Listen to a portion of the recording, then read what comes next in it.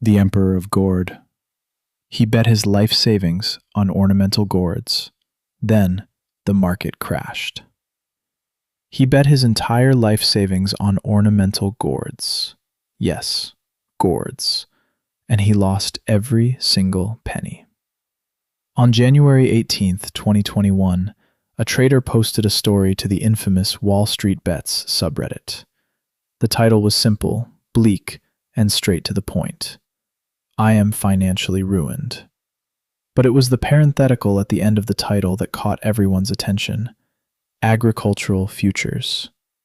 Wallstreetbets is a place where people lose millions on Apple calls, Tesla puts, and highly leveraged tech derivatives.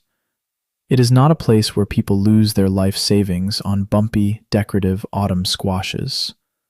But this trader wasn't playing the tech game. He was trying to play a game as old as civilization itself. He was trying to corner the agricultural market. Who was this person? Just a regular guy. He had managed to scrape together exactly $17,500. It was 6 months of his salary and his entire life savings. For most people, that's an emergency fund. For a wallstreetbets degenerate, it's ammunition. He wanted to take that money and multiply it, to build true wealth, to find an edge in a market where the big players held all the cards. His inspiration didn't come from Warren Buffett or Peter Lynch. It came from a man named Vincent Kosuga. If you don't know who Vincent Kosuga is, he was a legendary trader in the 1950s who successfully cornered the entire United States onion market. Kosuga bought up so many onions that he essentially controlled the price of the vegetable nationwide, forcing the government to literally pass a law called the Onion Futures Act just to stop him. Our trader watched a video about Kosuga and had a revelation. He thought to himself, I could do that. He couldn't do it with onions, obviously, because it's illegal now, but he could do it with another vegetable, something unregulated, something volatile, something highly seasonal. He settled on ornamental gourds. This wasn't just a blind gamble. Our guy actually did his research. He dug into agricultural forecasts. He studied weather patterns. He learned that deteriorating soil conditions in central Mexico, combined with a warmer than average spring, meant that the upcoming gourd yield would be far smaller than in previous years. Low supply means high prices. It was basic economics. He saw an emerging, lucrative industry just waiting to be exploited by a visionary. So, he pulled the trigger. He took his $17,500, every dollar he had to his name, and dumped it all into ornamental gourd futures. He was betting that when autumn arrived, the world would be desperate for decorative squash, and he would be the man holding the keys to the kingdom.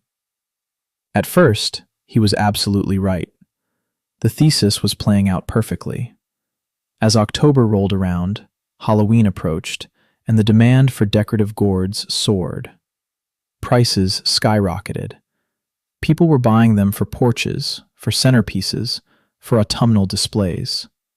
He was sitting on a massive, expanding paper profit. He was the gourd king. He had beaten the system. But the most dangerous words in trading are, I am a genius. The gourd bubble officially burst on November 12th. The catalyst? The coronavirus pandemic.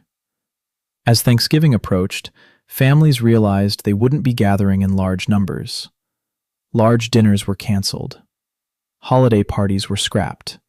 And suddenly, nobody cared about decorating their tables with festive, bumpy squashes. Demand fell off a cliff, and with it, the price of ornamental gourds began to plummet. Our trader watched his profits evaporate, but he held on. He had a plan. He knew he had to sell his futures before the end of February. Why? Because the massive South American gourd shipments were scheduled to arrive in early March. If he sold before the Argentine gourds flooded the market, he thought he could still salvage his investment. He was holding on to hope. Then came the morning of December 2nd. He woke up checked his phone, and saw a new email in his inbox. It was an update on the agricultural supply chain. As he read the words, his stomach instantly turned into a pretzel. The massive gourd shipment from Argentina, the one scheduled for early March, had arrived 3 months early. The market wasn't just flooded, it was drowning in South American squashes. And to make matters worse, these weren't just regular gourds.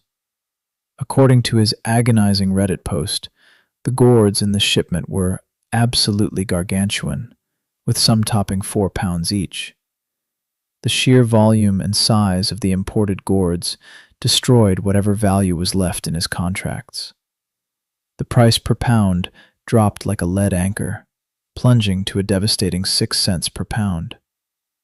In a matter of weeks, his brilliant strategy had unraveled completely. His life savings were wiped out by a combination of a global pandemic